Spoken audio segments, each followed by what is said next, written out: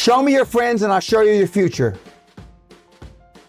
Unless you want average in America, married, 2.4 kids with 1.5 dogs. But I can guarantee you, you will never achieve anything greater than your highest aspiration. If you want $1 million, you'll make $1 million, not $1.5 million. If you want 10 million, 100 million, and you'll never exceed that. If you change 1 billion lives, that's a formula to become a billionaire and change the world. Time costs lives. Show me your friends and I'll show you your future. You want to know why you're all up? Just look at the bums you hang around with. I do what you don't want to do, that you know that you got to do to be where you want to be. Ted Turner just gave his 75th anniversary party on CNN a few months ago. And he makes a couple of comments and he says, number one, and I'm not suggesting this for everybody, it's how I live though. First 10 years of my starting CNN, I slept on my couch. I didn't have an apartment. Bill Gates slept in the office. Steve Jobs slept in the office. And I can go down a whole list. Now, these are super successful, mega wealthy guys. I slept in my office. Not everybody's willing to make that sacrifice. But it's not the only thing. But even if you don't sleep in your office, if you want to send your kids to a better school, if you want to be able to take care of your mother when she gets dementia, if you want to, this all takes money. My children aren't getting any of my money when I die. Not one centavo, not one penny. And two of my kids are cool with it. One of them's not so cool with it. I'm not going to, I think Andrew Carnegie, by the way, Andrew Carnegie, arguably the richest, most successful entrepreneur of all time. He said the best thing that you can have for a child is him to be born into poverty. And I agree.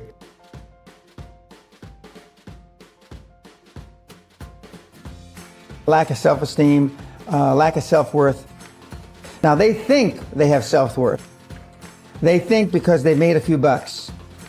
But in actuality, and when they measure it against the other 8, 10, 12 people sitting around the table, they realize, or they start to question, hell, maybe I was just lucky.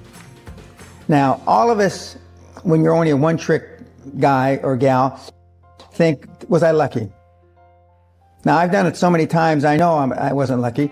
I might have been lucky the first time, but I haven't been lucky the 15, 20, 40, 50, I know that. Okay. But maybe I was lucky the first time.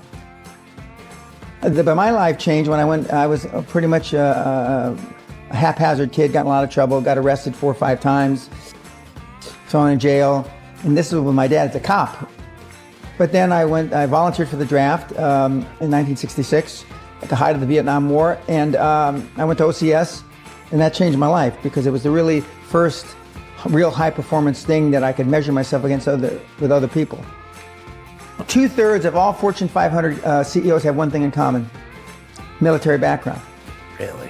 2/3 of those 2/3 have something else: martial arts. What do you learn in martial arts, Brian? Discipline, focus. A lot of people don't believe they deserve to be there.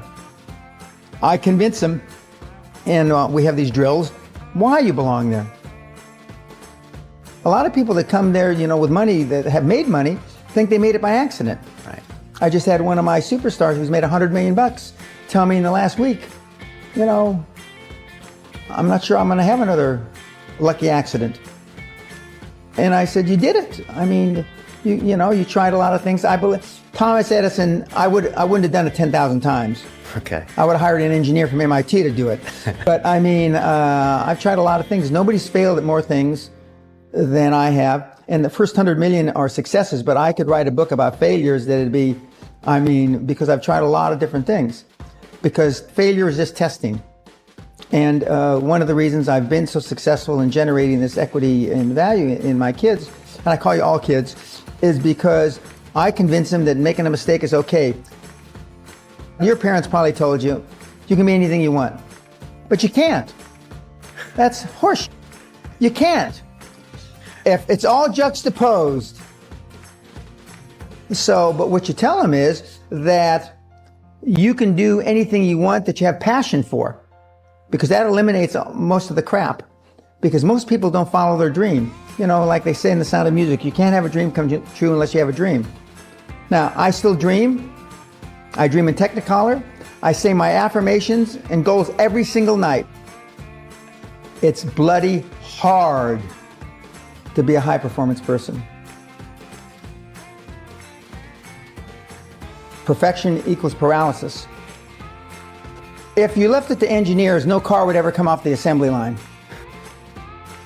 No car would ever come off the assembly line, and I've been in business with enough engineers, I can attest to that with my hand on my heart. They'd still be trying to make it better. And the internet business is very much the same. The internet kids want to test and test and test, and they want the landing page to be this, and roll it out. The great thing about the internet is your results are instantaneous. If something that I'm overseeing at Concord level, 60,000 feet, doesn't work in 2 days, forget about it, move on. And today at our meeting, now the young kids are, we ran it 3 days, sir, and we closed it down.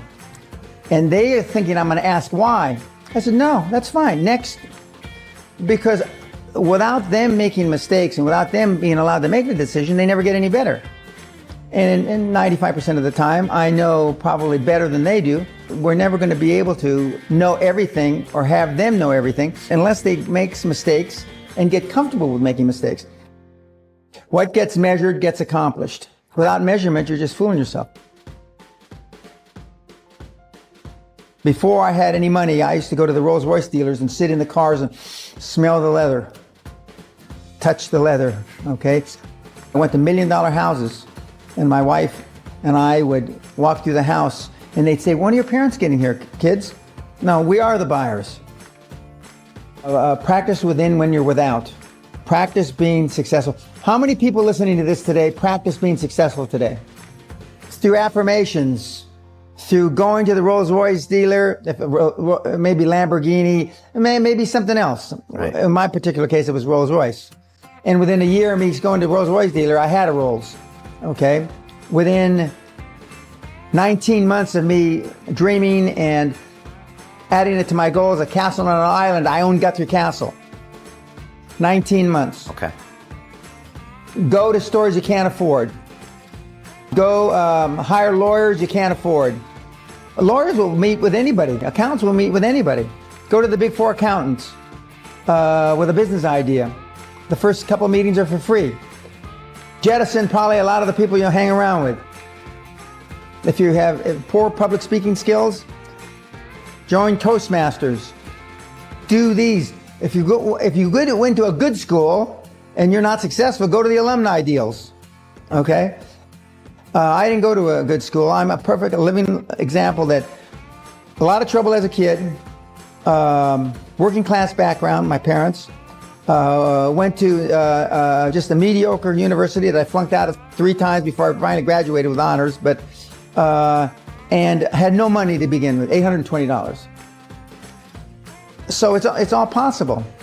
But I devoted myself to feeling successful. I was wearing suits like this before I could afford them.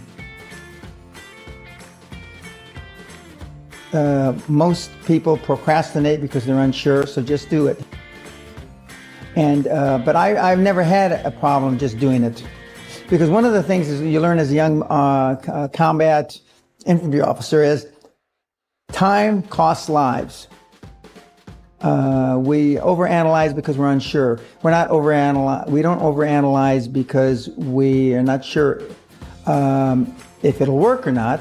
We're more worried about, on the emotional side, it embarrassing us.